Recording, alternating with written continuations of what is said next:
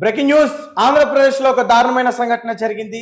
నెల్లూరులో భార్య భర్తని అతి కిరాతకంగా దారుణంగా ప్రియుడితో కలిసి హత్య చేసింది. ఈ సంఘటన రీసెంట్ గా వెలుగులోకి రావడం జరిగింది.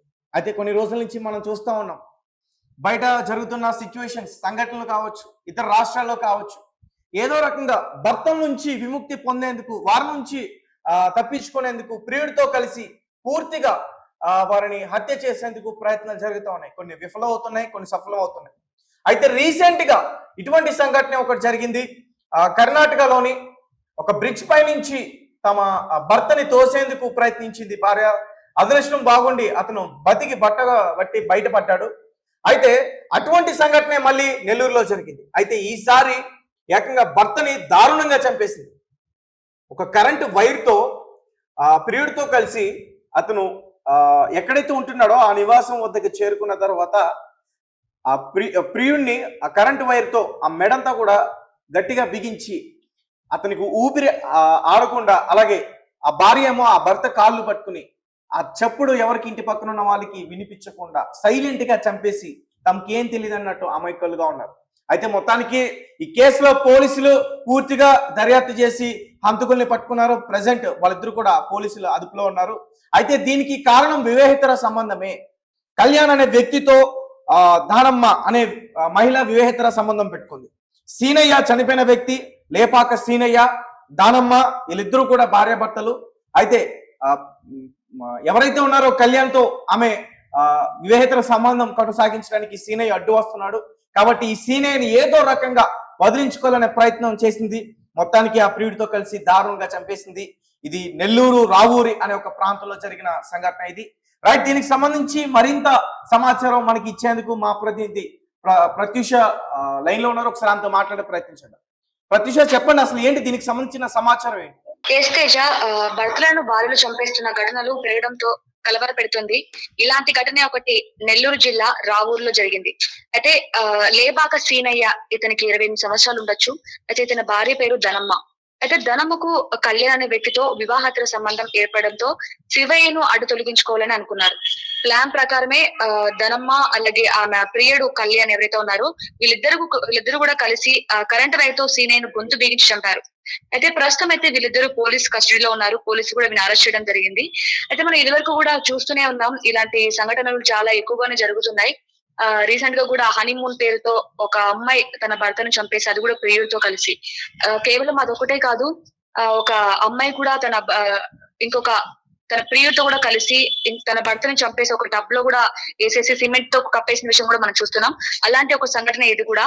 అయితే రాబోయే రోజుల్లో కూడా వీళ్ళిద్దరికి ఎలాంటి శిక్ష విధిస్తారనేది కూడా మనం చూస్తాం. రైట్, సో గైస్ చూసారు కదా, దారుణంగా భర్తని ఒక కరెంటు తేయతో ప్రియుడితో కలిసి తన ఇంట్లోనే ఎవరికి తెలియకుండా చంపేసింది ప్రియుడితో కలిసి ధనమ్మ అనే ఒక మహిళ. ఈ సంఘటన అక్కడ ఉన్న ప్రాంత వాసులందరికీ కూడా కలవర పెడతాం. ఎందుకంటే రీసెంట్ గా మనం చూస్తూ ఉన్నాం, ఇతర రాష్ట్రాల్లో కావచ్చు, మన రాష్ట్రాల్లో కావచ్చు, మన 2 తెలుగు రాష్ట్రాల్లో కావచ్చు, ఇటు చూసుకుంటే కరీంనగర్లో పెళ్లి చేసుకున్న తర్వాత కొన్ని గంటల్లోనే చంపేయడం జరిగింది. పెళ్లి చేసుకున్న తర్వాత ఫస్ట్ నైట్ రోజునే బెదిరించి వాళ్ళని బ్లాక్మెయిల్ చేసి చంపేస్తున్న ఘటన చూస్తూ ఉన్నాం.